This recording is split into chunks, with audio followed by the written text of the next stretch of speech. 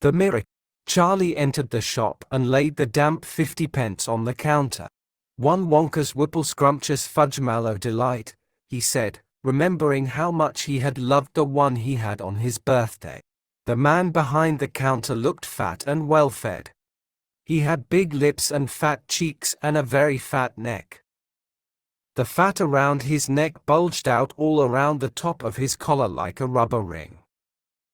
He turned and reached behind him for the chocolate bar, then he turned back again and handed it to Charlie. Charlie grabbed it and quickly tore off the wrapper and took an enormous bite. Then he took another, and oh, the joy of being able to cram large pieces of something sweet and solid into one's mouth. The sheer blissful joy of being able to fill one's mouth with rich solid food. "You look like you wanted that one, Sonny," the shopkeeper said pleasantly. Charlie nodded, his mouth bulging with chocolate. The shopkeeper put Charlie's change on the counter. "Take it easy," he said. "It'll give you a tummy ache if you swallow it like that without chewing." Charlie went on wolfing the chocolate. He couldn't stop. And in less than half a minute, the whole thing had disappeared down his throat. He was quite out of breath, but he felt marvelously, extraordinarily happy. He reached out a hand to take the change. Then he paused. His eyes were just above the level of the counter. They were staring at the silver coins lying there. The coins were all 5-penny pieces. There were 9 of them altogether. Surely it wouldn't matter if he spent just one more. "I think," he said quietly, "I think I'll have just one more of those chocolate bars. The same kind as before, please."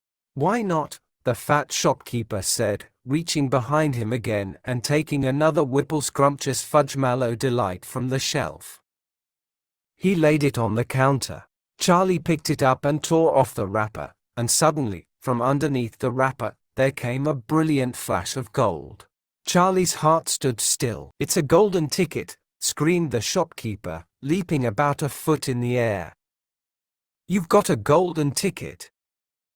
You've found the last golden ticket. Hey, would you believe it? Come and look at this, everybody. The kids found Wonka's last golden ticket. There it is. It's right here in his hands." It seemed as though the shopkeeper might be going to have a fit. "In my shop, too," he yelled. "He found it right here in my own little shop. Somebody call the newspapers quick and let them know. Watch out now, Sonny. Don't tear it as you unwrap it. That thing's precious." In a few seconds, there was a crowd of about 20 people clustering around Charlie, and many more were pushing their way in from the street. Everybody wanted to get a look at the golden ticket and at the lucky finder. "Where is it?" somebody shouted. "Hold it up so all of us can see it." "There it is, there," someone else shouted. "He's holding it in his hands. See the gold shining. How did he manage to find it, I'd like to know," a large boy shouted angrily. 20 bars a day I'd been buying for weeks and weeks. Think of all the free stuff he'll be getting too," another boy said enviously. "A lifetime supply. He'll need it, the skinny little shrimp," a girl said, laughing. Charlie hadn't moved. He hadn't even unwrapped the golden ticket from around the chocolate. He was standing very still, holding it tightly with both hands while the crowd pushed and shouted all around him. He felt quite dizzy. There was a peculiar floating sensation coming over him, as though he were floating up in the air like a balloon. His feet didn't seem to be touching the ground at all. He could hear his heart thumping away loudly somewhere in his throat. At that point, he became aware of a hand resting lightly on his shoulder, and when he looked up, he saw a tall man standing over him. "Listen," the man whispered. "I'll buy it from you.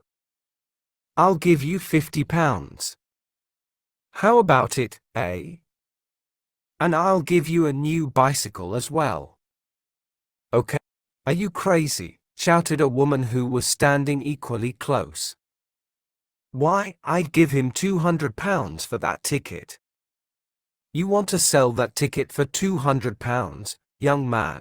That's quite enough of that, the fat shopkeeper shouted, pushing his way through the crowd and taking Charlie firmly by the arm. Leave the kid alone, will you? Make way there.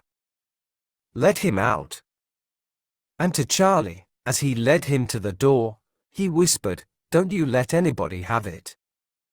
Take it straight home, quickly, before you lose it.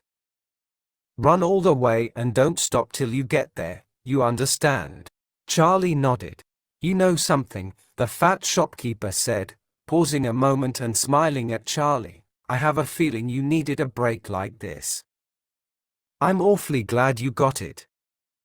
Good luck to you, Sonny. Thank you, Charlie said, and off he went, running through the snow as fast as his legs would go. And as he flew past Mr. Willy Wonka's factory, he turned and waved at it and sang out, I'll be seeing you. I'll be seeing you soon. And 5 minutes later he arrived at his own home.